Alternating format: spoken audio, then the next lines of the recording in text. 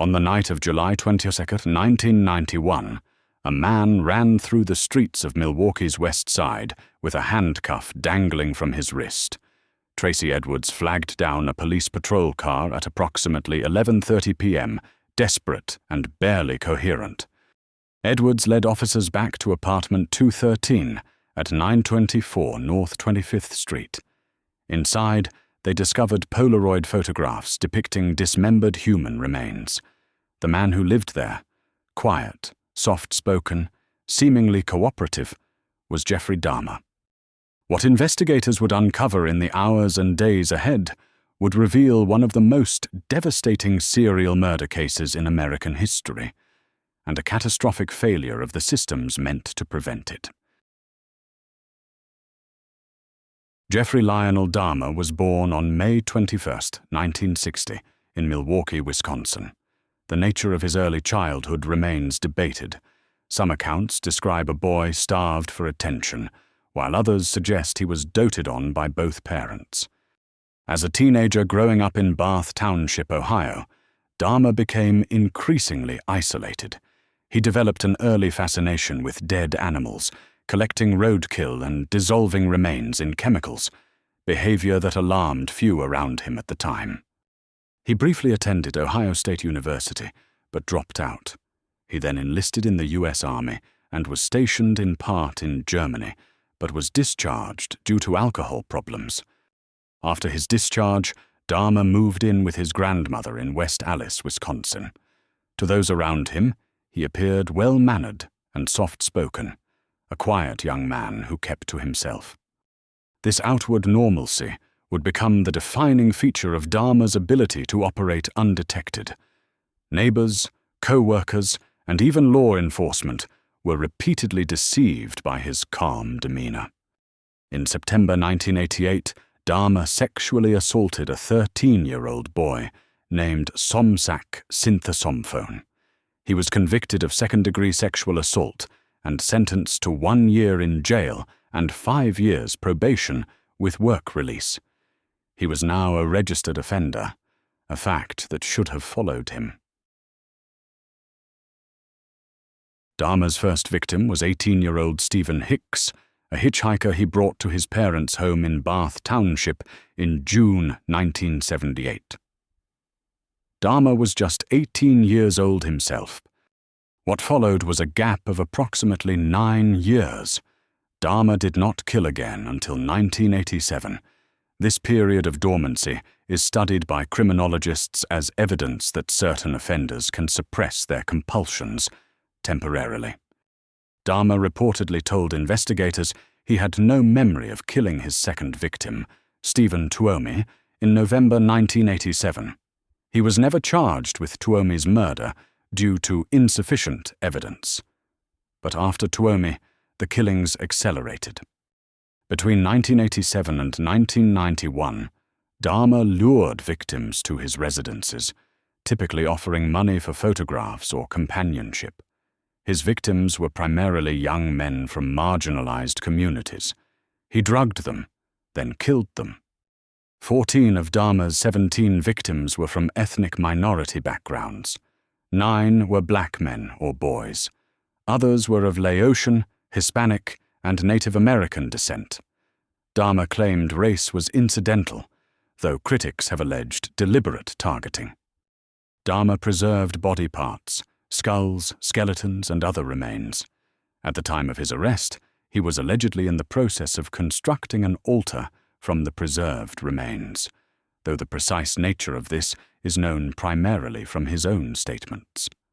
On May 27, 1991, a 14-year-old boy, the younger brother of the boy Dahmer had assaulted in 1988, escaped from the apartment, naked and bleeding. He was disoriented and unable to communicate clearly.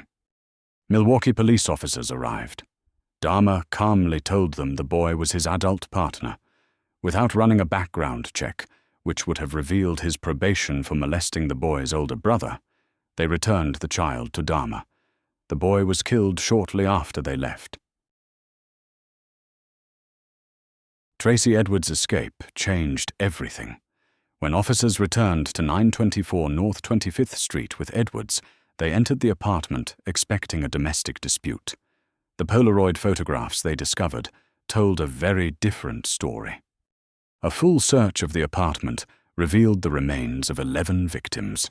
Investigators found severed heads, skulls, skeletons, preserved body parts, and a 57-gallon drum containing decomposing remains dissolved in acid. Evidence from the apartment was sent to FBI headquarters for forensic analysis, including DNA profiling, chemical and biological analyses, and tool mark examinations. The scope of what investigators had uncovered was becoming clear. Dahmer confessed.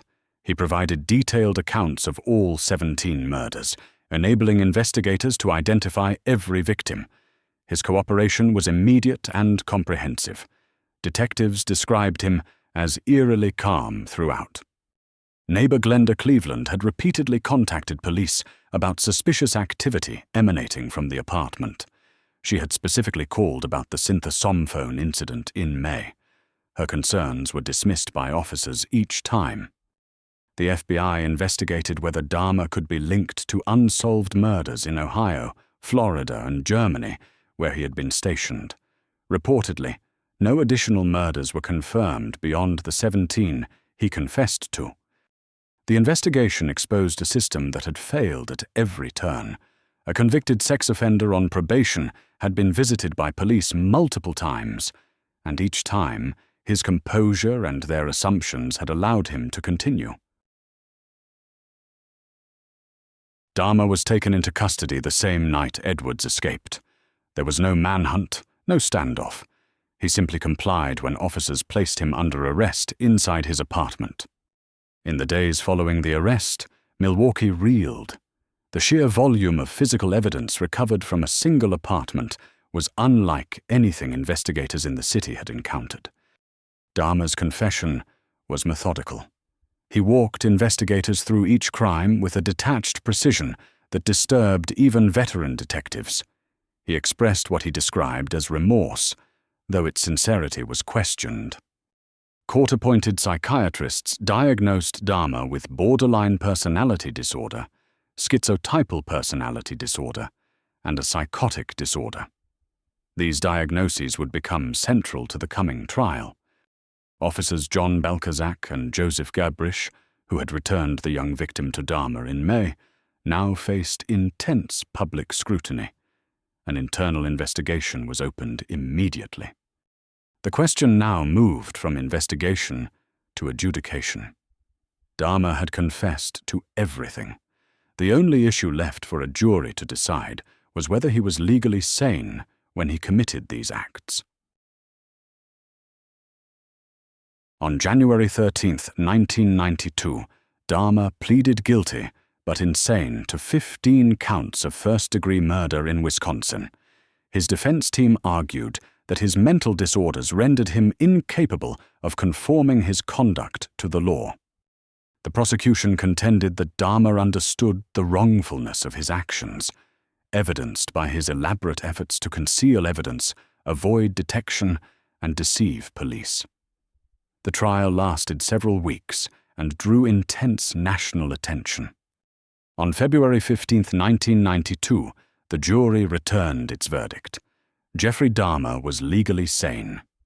Despite his documented psychiatric conditions, jurors concluded he retained the capacity to understand and control his behavior. 2 days later, on February 17th, Dahmer was sentenced to 15 consecutive terms of life imprisonment without the possibility of parole. Wisconsin did not have the death penalty at the time. On May 1, 1992, Dahmer was extradited to Ohio and pleaded guilty to the murder of Stephen Hicks, his first victim, killed 14 years earlier. He received a 16th consecutive life sentence, bringing the total to 16 life terms.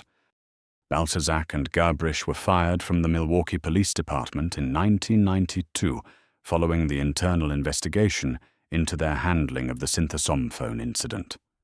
On November 28, 1994, Dahmer was killed in prison by fellow inmate Christopher Scarver at the Columbia Correctional Institution in Portage, Wisconsin.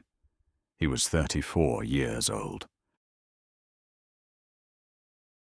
The apartment building at 924 North 25th Street was demolished in November 1992. The site remains an empty lot to this day, an absence that speaks to the community's refusal to memorialize the perpetrator. The Dahmer case forced a national reckoning with how police interacted with marginalized communities. The officer's decision to return a bleeding child to a convicted sex offender without even a basic records check became a defining example of institutional failure shaped by bias. Glenda Cleveland, the neighbor who had tried again and again to alert authorities, became a symbol of community voices systematically dismissed by the institutions meant to protect them. She passed away in 2010. Victims' families have publicly criticized media portrayals of the case, including dramatizations, as exploitative. They have urged the public to remember that behind the headlines were 17 real people, sons, brothers, friends, and loved ones whose lives were taken. The case reshaped how law enforcement agencies across the country train officers in responding to vulnerable populations. It stands as a permanent reminder that when systems fail the most marginalized, the consequences can be catastrophic and irreversible. The empty lot at 924 North 25th Street holds no marker, no plaque, no memorial. The silence there belongs to 17 men and boys whose names deserve to be remembered longer than the name of the man who took them. A new case drops every day. Subscribe so you never miss one.